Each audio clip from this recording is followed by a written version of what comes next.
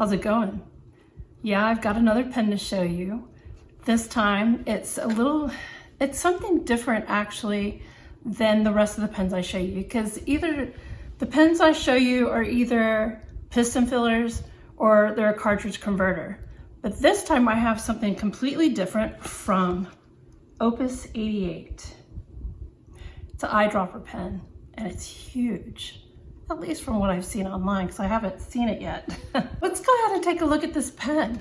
So it has this outer sleeve with the logo on it, and you slide that off and you've got a box with a magnetic closure.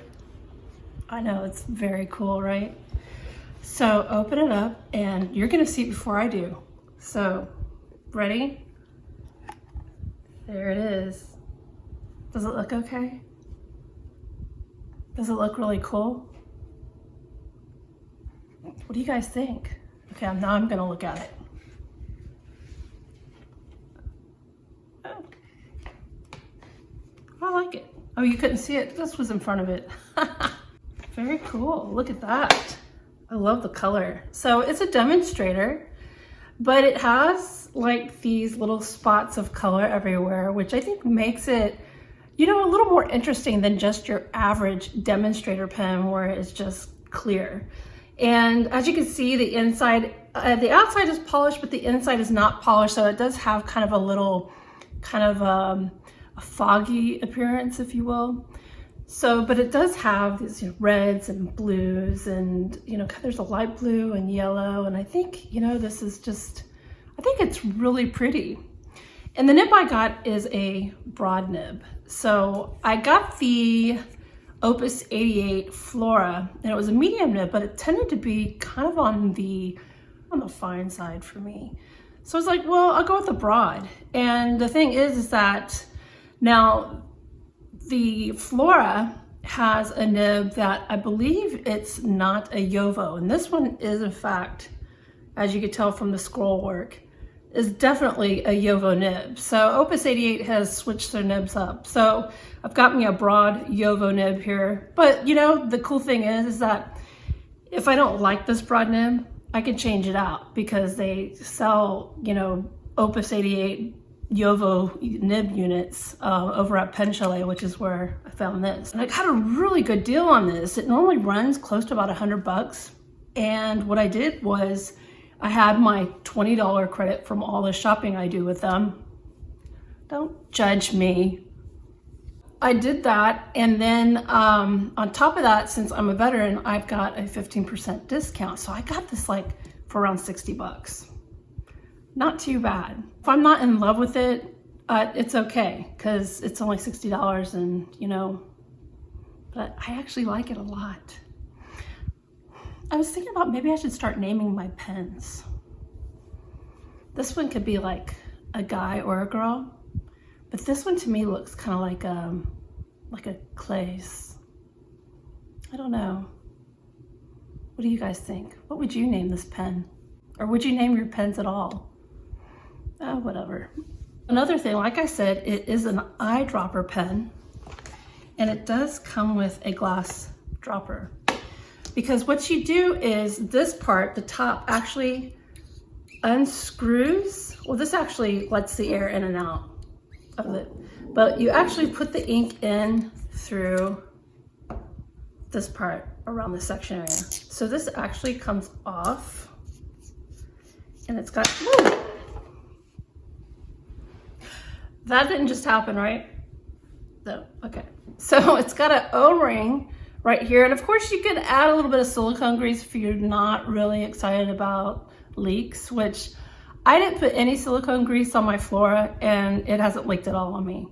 So this one, it has an O-ring, and then you take the eyedropper and you drop the ink directly into it. So look at this barrel. I mean, that's a lot of ink, right? So it's gonna hold a lot of ink. So we're gonna ink that baby up. And like I said, so like, let's say it dries out a bit, you need to let a little air in here.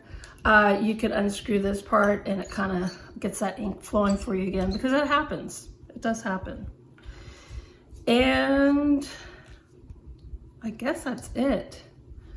I don't know what else to say about it, except for I think it's nice. Oh, does it post? I just get so excited I can't. No, this pen will not post, but that's okay. It's a very large pen.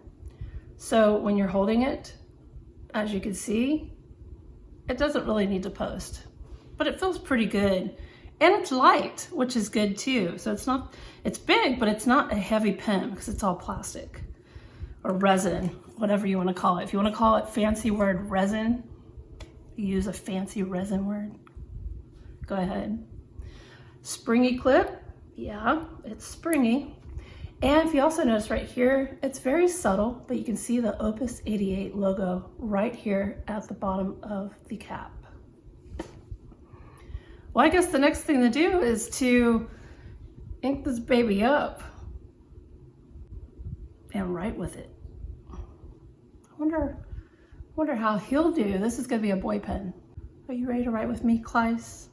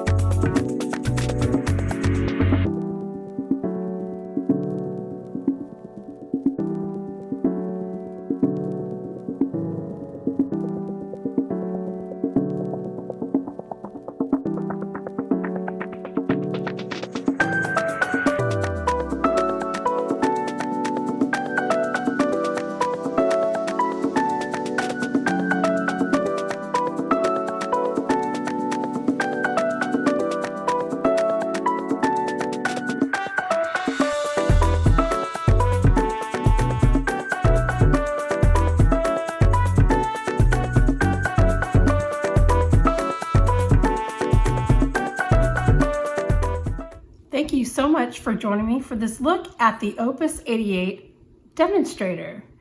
And as you can see, the process of the eyedropper can be a bit tedious as far as getting the ink to flow into the nib. And so it takes a little time. And so what I did was I unscrewed this to kind of help let some air in and push the ink out.